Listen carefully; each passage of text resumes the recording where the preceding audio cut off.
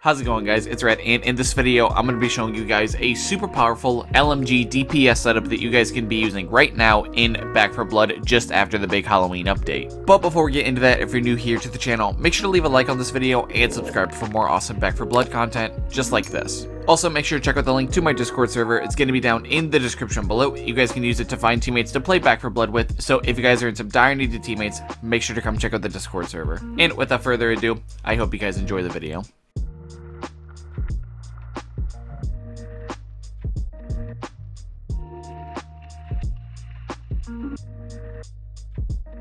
Alright, so here we are in the deck building menu in Back 4 Blood. This is going to be the complete deck list, so if you guys are just looking to copy and paste the deck, now is your time to do so. But for the remainder of this video, I'm just going to be talking about what role every card plays in the deck and just everything like that. Now, the first card that I do want to go over with this deck is Admin Reload. So this is going to be an Admin Reload deck, and if you don't know what this card does, it makes it so instead of having to actually manually reload our weapons, all we have to do is switch over to our other weapon, and by the time we go through a clip of whatever our other weapon is, the other one is going to be reloaded. Now, the reason I like to use Admin Reload with LMGs is just because of how long it takes to reload your LMG. And I mean, I get it. I mean, you're not completely useless in the game while you're reloading because of the fact that you can melee and it doesn't, you know, interrupt your reload animation. But for just how long it takes LMGs to reload in this game, I feel like it's just a lot more effective for you and your team for you to be able to switch to a secondary and just unload a clip of whatever your secondary may be and then be able to switch to your LMG. And there's plenty of other things that we can use to help Admin Reload proc even faster,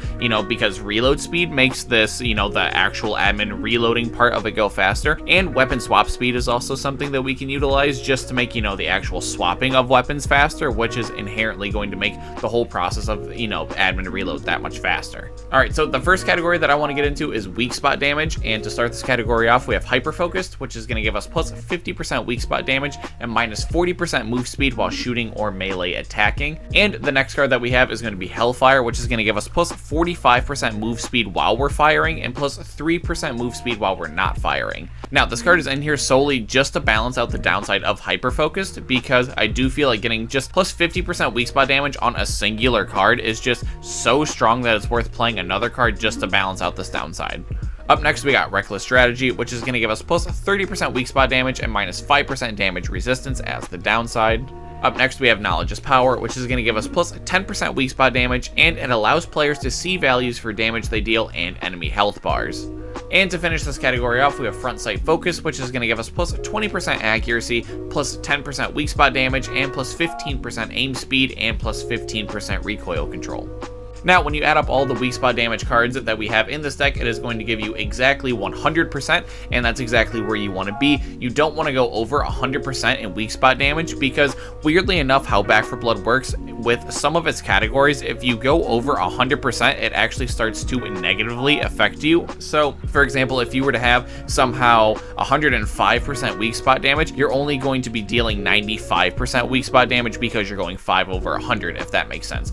And some categories are like that, some categories are not like that. It's really weird, but I know weak spot damage is one of those categories, so it's not really in your best interest to go over 100%. Now, the reason that I chose to play like these cards specifically is because I wanted to get the most amount of extra value out of my cards as possible, because the reason why I veered away from playing a card like Ridden Slayer is because it's just too linear. Like, yeah, I mean, I could, you know, play Ridden Slayer to get, you know, 20% weak spot damage instead of having to play Knowledge is Power and Front Sight Focus to get 20% weak spot damage. But I mean, just by playing these two cards instead, I'm getting, you know, health bars on all the special infected, and I'm getting accuracy, aim speed, and recoil control. You know what I mean? So I wanted to make sure that, you know, my weak spot damage cards could offer me a lot more value than just base weak spot damage if it was possible.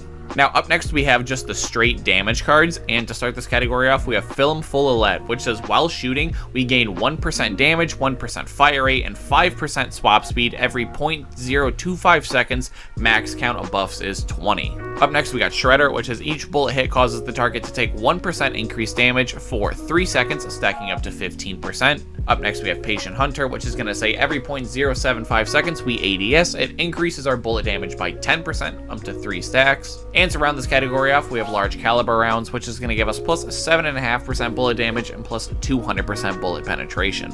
Now, the reason I chose to play these cards specifically is because Fill 'Em Full of Lead seems like it's just one of the better cards in the deck with LMGs, because obviously they're going to be shooting longer, which is going to make this card, proc even more and just making it even more crazy. Shredder and Patient Hunter are going to just make sure that even if we're not hitting a bunch of weak spot damage, we're still just going to be pelting out so much base damage along with Fill 'Em Full of Lead that we should be able to melt through basically any special infected with absolute ease. And we're playing Large Caliber Rounds in this deck strictly for the bullet penetration, because you don't want to get stonewalled by, all the common infected. That is something that can definitely make the LMG deck not as good. And the reason that I'm not playing any cards like Silver Bullets or like Line 'em Up and stuff like that, and playing other just higher damage cards like Fill 'Em Full of Lead and stuff like that, is because most of the other decks in the game, they need that. Like when you're playing something like shotguns and SMGs, they just have pitiful effective bullet range, and you need to play cards that can really tailor and make up for that downside.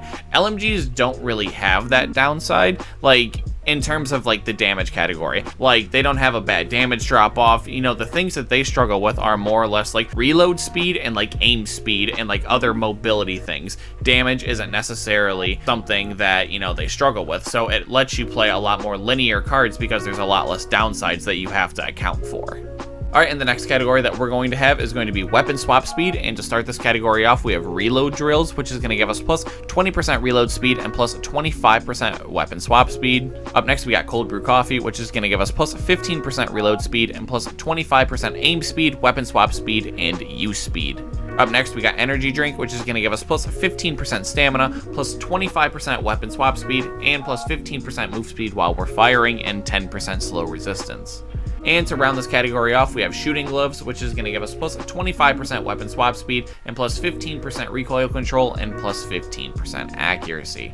Now, my reasoning for playing these weapon swap speed cards specifically is kind of the same reason for why I played the same weak spot damage cards that I do. I just wanted to accrue as much extra value out of my weapon swap speed cards as I could, because I didn't want to play cards just like Cocky or Guns Out that just got straight to the point with the weapon swap speed and didn't really offer me any extra value. And quite frankly, these cards offer me downsides more than anything. Whereas if I were to take a card like Reload Drills or Cold Brew, or just, looking at any of these cards individually, Reload Drills, the extra weapon swap speed, that's practically reload speed in the admin reload deck. And this card also gives us reload speed on top of that, which is going to proc this even faster. So this card is an absolute all-star in this deck after the Halloween update. And then, just look at a card like Cold Brew Coffee and Energy Drink that we are playing strictly for their weapon swap speed, which we're getting 50% weapon swap speed when you combine these. And when you look at every single one of these cards, we're getting 100% weapon swap speed.